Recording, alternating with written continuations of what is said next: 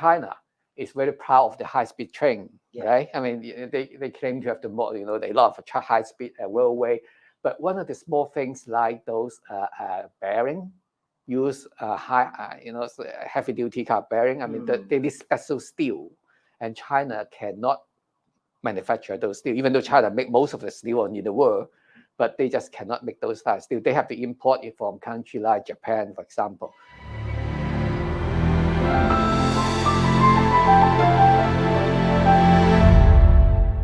Hi, welcome to the Curious Investor episode. My name is Gabriel, and today here with me is our in-house strategist, Redmond Wong. Today, Redmond, we are going to talk about the transformation taking place in China's economic landscape. So that would be a journey that intertwine two keywords, right? One is a high-quality growth development. Second one would be technological self-reliance. So Redmond, as we all know, like all the investors are waiting for the big stimulus, the Chinese government. Do you think they have a plan that they will bring out the big stimulus as what they did in post 2008 global financial crisis? I think probably they will not, and because I think it's after the great financial crisis globally in 2008, I think China unweighed that actually more than 4 trillion RMB kind of program is from 2008 to 2010. And most of the burden actually were on the local government, and they actually get many local government in huge debt. So I think this time, since 2016, I think in this I think we have talked about before also is China. Since 2016, they already started some initiative to deleverage, try to deleverage because it's the economy too much in debt. So, but that has still been going on. They first try. Try to slow down the growth in the shadow banking system back in 2016 and 2017, and then later on in later year they came down onto the free red line on the property developers. Actually, that is I mean, those are still going on, and actually, recently, I think we all know is a problem now coming up again in some of the developers, and not only that, it's also we heard about some of those trust companies. They have a problem in paying those wealth management products. That is part of the shadow banking system. So those are the very big risks in China, the Chinese economy, and so I think the Chinese government, rather than to try to boost those 1 or 2 quarter growth and then put this all trouble on the property sectors and the shadow bank sectors at risk, and I think it's very unlikely. I mean, they can help. I mean, it's not a liquidity issue. That's the problem. You cannot just lend more money or print more money. It's actually kind of sovereignty issue in some of those entities there. But we don't have time to go into very detail today here.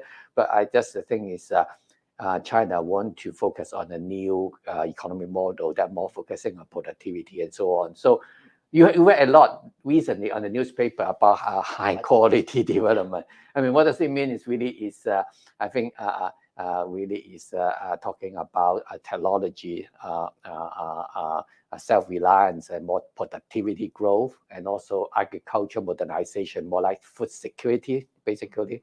And also they also focus on what they call the new economic development paradigm. That is the dual circulation, and that means it's boosting domestic demand, but and relying less on export. And so I think that is the key tenet of the high quality development they are talking about at the moment. Sometimes we feel quite puzzled, like what is high quality and what is low quality, and how do you define high and low? It's really, I think it's really on the value added. So they, not so much focusing on the labor intensive and energy intensive export oriented industry. And when you make an iPhone, I mean, most of the money, it's actually is not earned by those OEM manufacturers in China, and it's more and overall the supply chain on the design and so on. So they want to increase their value added to the industry. And also the second thing is the high quality is more like also is productivity. So what you need to increase productivity and focusing and that coming back to technology and innovation. I mean, it's a huge task. I mean, they want to do it, but it's not easy. But even though it's not easy, but I think they have decided to go that path. So another thing that we hear a lot about is the so-called technological self-reliance priority. So I will assume this is due to the tension between US and China, right? And anything? Yeah, I think you're right. I mean, it's that make it more important, but back into but not really just recently, but as it's back a few years ago. Yeah, I mean, you're right. I mean, at that time you have position about Huawei and ZTE and so on, but even without that, I think they also want to be, because it's they really want to be technology is self-reliant anyway. That's actually that become more heated and more. It become more important, as you said, when the situation when ZTE and the Huawei incidents happened in 2018. So in November 2018, President Xi actually said very in one of the occasions that yes, I mean it's more difficult to get the technology internationally. It's very difficult to access. So China is forced to be more self-reliant on technology. And then of course, talking to the domestic audience, he has to say, okay, that actually is a good thing, so that we can develop our own technology. But I mean, yes, I mean back in a few years ago, it's already they have already decided to go that path. Yeah. Okay, so may I call this so-called stranglehold technologies? Yeah, that is actually one of the very frequently talk about terminology work in China and the newspaper and so on. Some stranglehold, or sometimes they call it choke point technology. What it means is that without that, and the whole supply chain or the whole industry, is actually, you got stuck. I mean, you can't really make the product or provide the services if you just one single piece of that particular technology is not available. And China is relying on import for that particular strategies. And back a few years ago, I think in 2019, I think they have under the Ministry of the Science and Technology, they have one of the think tank there issue. At least, I mean, just an example, because you have completely very long. But they have, they issue a list of 35 items, and number one is semiconductor equipment, and but actually much more than that. Some of them you may not think of. I mean, China is very proud of the high-speed train, right? I mean, they claim to have the more, they love high-speed railway, but one of the small things like those bearing. Use heavy duty car bearing. I mean, they need special steel, and China cannot manufacture those steel. Even though China make most of the steel in the world, but they just cannot make those types of steel. They have to import it from country like Japan, for example. And so, so that is bearing or some of those steel, special steel, many special material. And even China has a lot of EV car, right? And so China also make a lot of lithium battery, but within the lithium battery, the separator, China still cannot make the high-end separator. They have to import for those lithium battery separators. So that's why they call it is a stranglehold, because you have the whole industry. You are the biggest one in the whole industry in that particular. But there's one or two technology there, and you just cannot make it domestically. And just like, for example, the steel that used in the aircraft for the landing gear, I mean, China cannot make it. So so China really want to focus on the technology side rather than to really to print money and so on to bail out the property sector or the shadow banking. Those pretty much a no, I think. Yeah. And okay. So going into something more sensitive, right? I noticed that there's recently some change of leadership. Do you have some insight that you can provide to our audience? Yeah. I mean, I know why you asked it, because I think the other day we talked about the interesting observation, because it's I mean, in the Communist Party's 20th National Congress. I mean, there's a little bit strange, a little bit unusual because it's that the Politburo is really the high up there. It's the leadership entity, right? I mean, just you have the standing committee, and then you have the after that is below that is the Politburo. The Politburo has 24 members, and this time they have now 11 of them were new, okay? But out of the 11, 5 of them actually have interesting background. I mean, 5 of them actually have, in the past, usually you select party workers or provincial leaders, and most of them are, and some of those are economic planner and so on. But this time, these 5 people, they actually have a strong career history in the science. Or technology sector, and most of the early career before they actually being selected and move into politics. And so, like you have, for example, Professor Chen Jilin. He is a environmental scientist, and he is actually was formerly the president of Tsinghua, the prestigious university. So he was from the academia, right? And he's a scientist, and he got his PhD in the Imperial College of the University of London. So, and then another one, I think his name is Dr. Li Ganjie. Yeah, he's a leukemia scientist, and he actually studied and worked in France for a while, and he also a senior engineer for leukemia safety.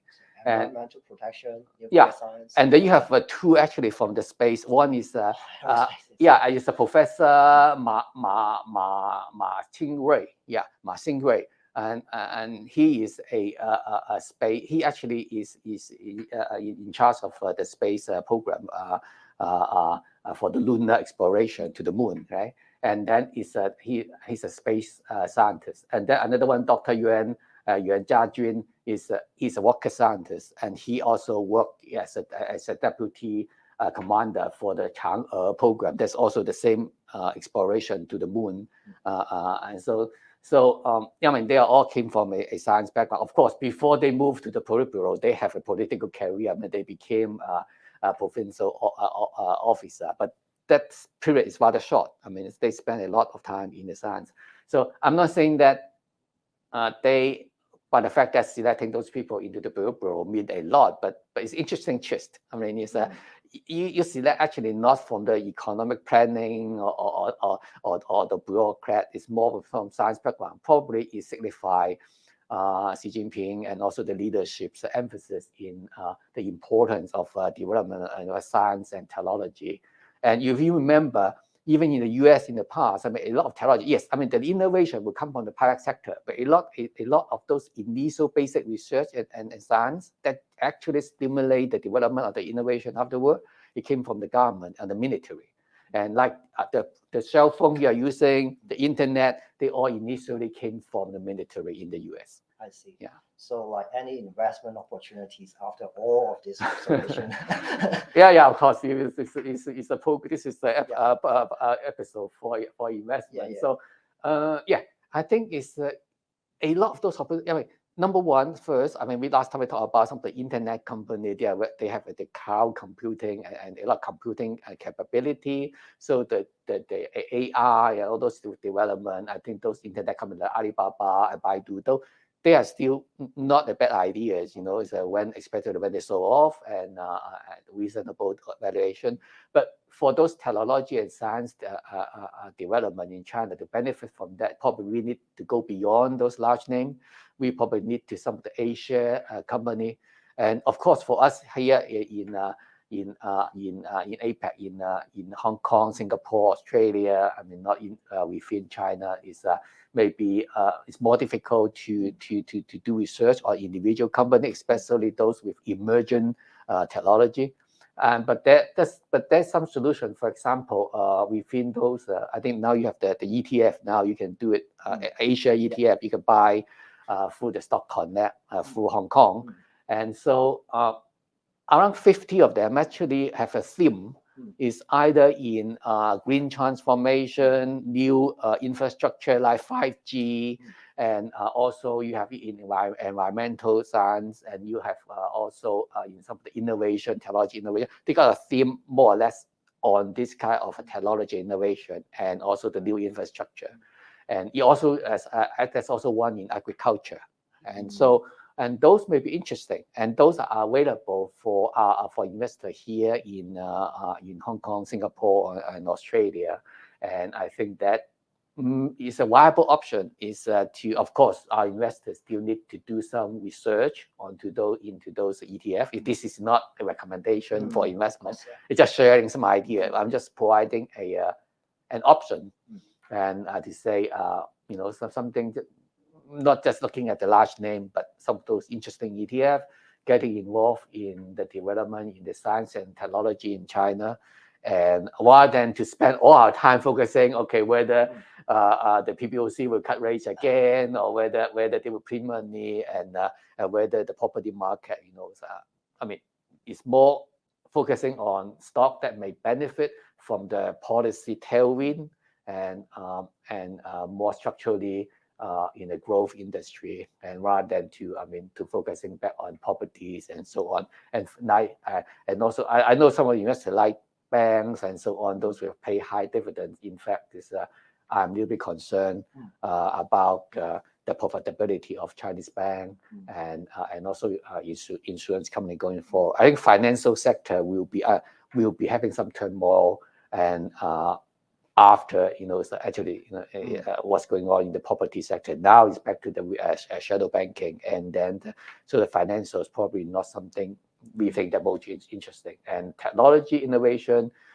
those may be, I think it will be more interesting. Yeah, thank you for your insight, and I hope our audience like this episode and find this useful. So if you like our videos, please click like and share. Thank you. Yeah, thank you. Thanks a lot. Thank you.